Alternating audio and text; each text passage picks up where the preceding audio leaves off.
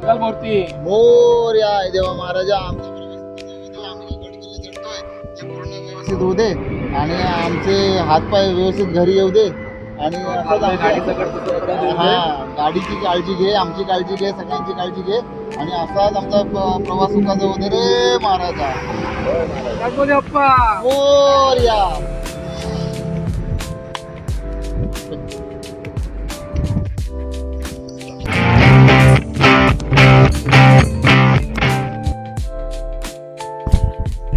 तर नमस्कार मित्रांनो, मी ऋषिकेश पाटील स्वागत करतो तुमचं आपल्या चॅनलवरती ऋषिकेश पाटील.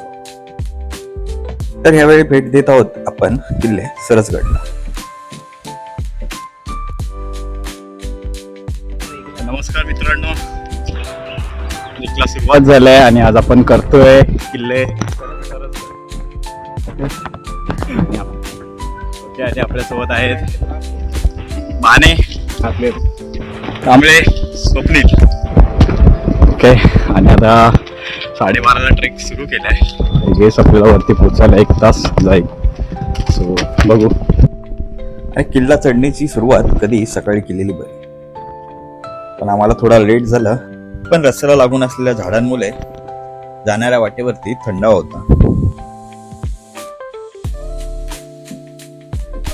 जसा गड सर करतो तसा सूर्य डोक्यावर येत होता आणि मध्येच तेव्हा आपल्याला भेटला आपला मित्र कालूबाई.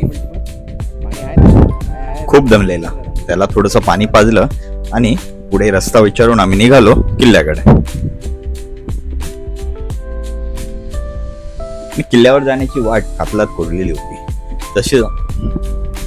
तसा किल्ल्यावर जाण्याचा मार्ग सोपा होता, पण उन्हामुळे आमची दमछाक उडाली होती आणि कसा बसा रस्ता पार करून आम्ही पोचलो गडाच्या पायथ्याशी. तिथे असलेल्या गुहेच्या शेजारूनच चालू होतात किल्ल्याकडे जाणाऱ्या 96 पायऱ्या.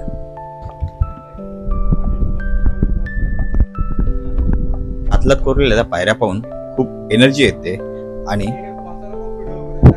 खरंच त्या पायऱ्या चढतानाचा अनुभव खूप सुंदर होता. तेच टिपण्यासाठी आम्ही सोडवला ड्रोन आणि तेच झाला एक छोटासा इन्सिडेंट.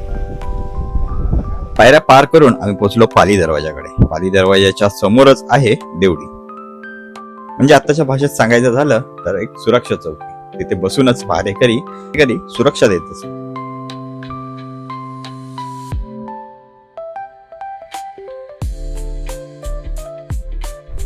देवडीतून वर गेल्यानंतर किल्ल्याच्या उजव्या बाजूला लागतो झेंडा बुरुज.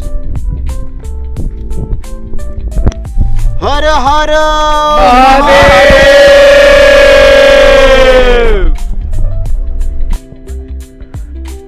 आणि जसे म्हटलं, मागच्या इन्सिडेंट नंतर आम्ही इकडे चेक केला आपला ड्रोन परफेक्टली वर्क करतोय की नाही.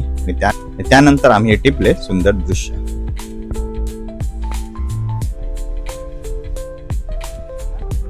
आणि झेंडा बुरुज वरूनच तुम्हाला पाहता येते किल्ल्याची तिहेरी तटबंदीची रचना.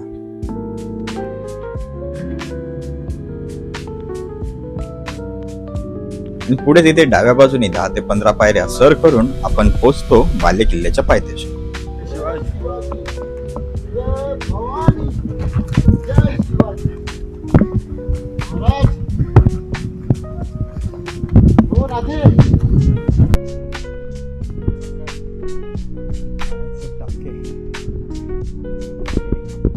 आणि ह्या टाक्यांचे वैशिष्ट्य म्हणजे इथे वर्षभर पाणी असतं. एवढ्या रगरगत्या उन्हात आपल्याला किल्ल्यावरती थंड आणि शुद्ध पाणी मिळणं म्हणजे हे आपलं भाग्याचं.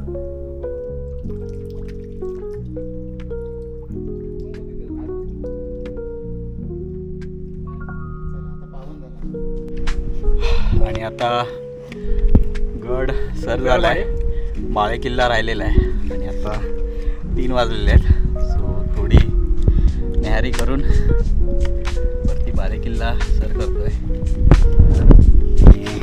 असा आपला मेनू आहे: कारगोळे, सफरचंद आणि द्राक्ष. कसा वाटला? एक सीन झालाय तो आम्ही नंतर सांगू.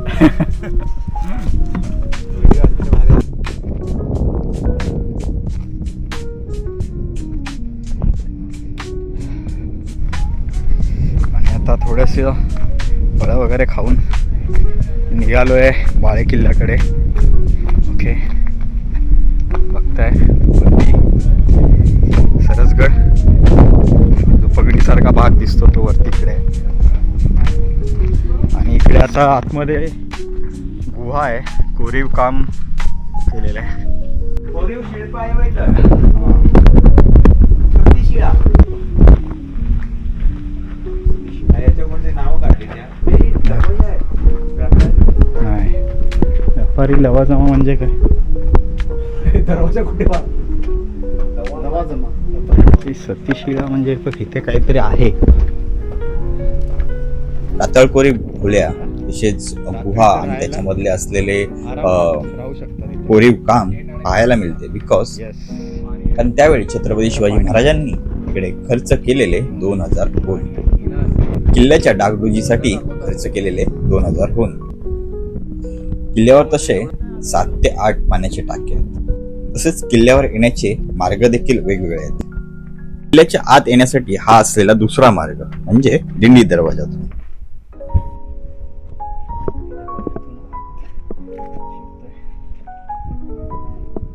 आणि किल्ल्यावरती वाड्याचे अवशेष अजूनही जसे तसे पाहायला मिळतात.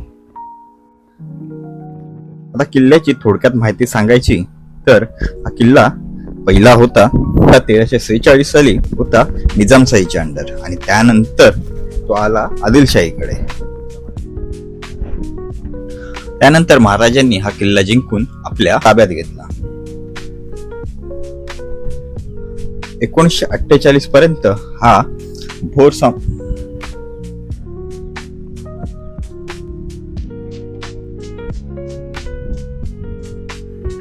1948 पर्यंत या किल्ल्याची व्यवस्था भोर संस्थानाकडे होती. तसंच गडाची मालकी इतर गडांप्रमाणे सरकारकडे आली. यांनी तर शॉर्टकट घेतला.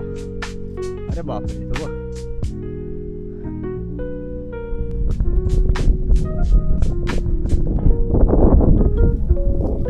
आणि बाले किल्ला सर करण्यासाठी आपल्याला बोरीची वाट आखलेली आहे.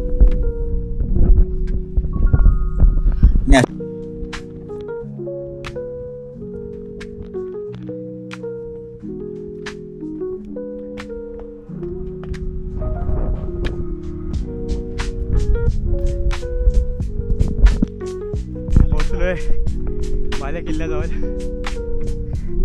अशा प्रकारे पूर्ण गड सर करून आम्ही पोहोचलोय किल्ल्याच्या माथ्यावर.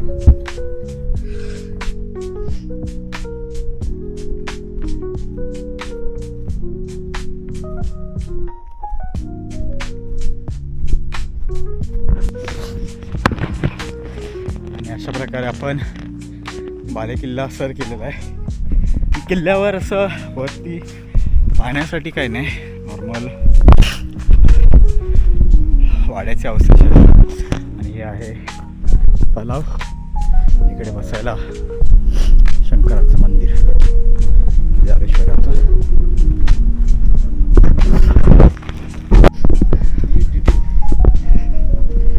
फायनली अशा प्रकारे ट्रेक कंप्लीट केलेला आहे. झालं भाई फायनल.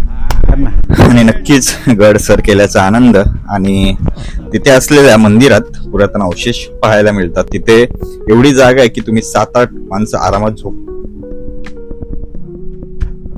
आणि हे इकडच्या केदारेश्वराचं दर्शन.